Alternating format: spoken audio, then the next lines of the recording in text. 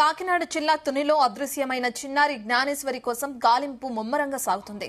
పాప మిస్సింగ్ అయి 10 రోజులవుతున్నా ఎలాంటి ఆచూకీ లభించలేదు. పాప చివరి వీడియో ఒకటి ప్రస్తుతం సోషల్ మీడియాలో వైరల్ అవుతుంది. పాప ఎలా మిస్సింగ్ అయింది, పాప వెళ్లిన స్పాట్ నుంచి మరిన్ని వివరాలని మా ప్రతినిధి సాంబశివరావు అందిస్తారు. మండలం దొండబాగ పంచాయతీ సిహెచ్ అగ్రహారం. ఇది శివారు ప్రాంతం. మనం చూస్తున్నాం శివారు ప్రాంతంలో ఇదే తోట. ఏదైతే బాలిక ఎలా ఇల్లని చెప్తున్నారో దానికి సంబంధించిన తోట ఇది. గత శనివారం మధ్యాహ్నం 12:30 గంటల ప్రాంతంలో అమ్మాయి మిస్సింగ్ నమోదైంది. అప్పటి నుంచి కూడా పోలీసు కంప్లైంట్ ఇచ్చారు. తుని రూరల్ పోలీస్ స్టేషన్ పరిధిలో ఈ కేసు నమోదైంది.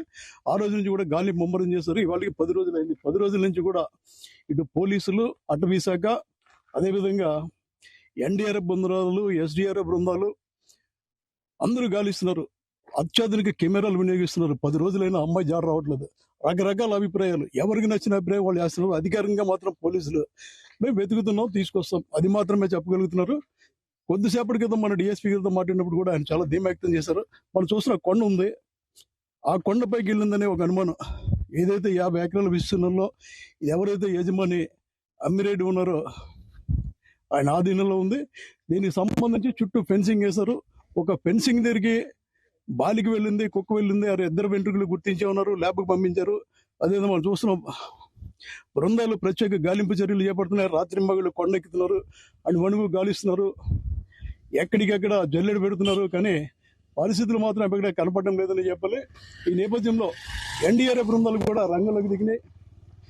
పోలీసు బృందాలు, అటవీ శాఖకు చెందిన అమ్మాలు, ఇలా ఎక్కడ అవకాశం ఉంటే అక్కడ రాత్రి, మరి ముఖ్యంగా ఫస్ట్ టైం నేను రాత్రి 12-1 గంటల తర్వాత కూడా కొండ మీద గాలింపు చర్యలు చేపట్టారు.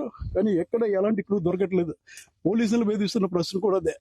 చిన్నారి బాలిక 2.5 సంవత్సరాలు, ఎంతో దూరం వెళ్ళలేదు, కానీ బాలిక కనపడడం లేదు. కలిసివేస్తున్న ప్రశ్న. దానికి తోడు వాస్తు జ్యోతిషకులు కావచ్చు, లేకపోతే యూట్యూబర్స్ కావచ్చు, ఇంకోళ్ళు కావచ్చు.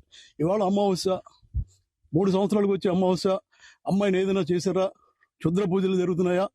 నరబలు ఇచ్చారా? నగ్న పూజలు చేస్తున్నారా? ఇలా ఎవరికి వాళ్ళు చేస్తుంటే దశలో మనతో మాట్లాడిన డిఎస్పీ కూడా మా దృష్టి మళ్లించే ప్రయత్నాలు జరుగుతున్నాయి, కానీ మేము వెల్ ట్రైన్డ్ కాబట్టి పట్టించుకోవట్లేదు, అన్ని కోణాల్లోనే దర్యాప్తు చేస్తామని చెప్తున్నారు. అసలు ఎందుకు చిన్నారు? ఏమైంది? ఈ తోట దాటి బయటకు వెళ్ళిపోయిందా? తోటలో ఎక్కడైనా ఇరుక్కుపోయిందా? వన్యమృగాలు తీసుకెళ్ళాయా? ఇది ప్రతి ఒక్కరిలో. నిన్న రాత్రి నుంచి మాత్రం ఖచ్చితంగా అమ్మాయి క్షుద్ర పూజలు అని చెప్పి కొంత ప్రచారం. తల్లిదండ్రుల బాధ అత్యంత వర్ణనాతీతంగా ఉంది.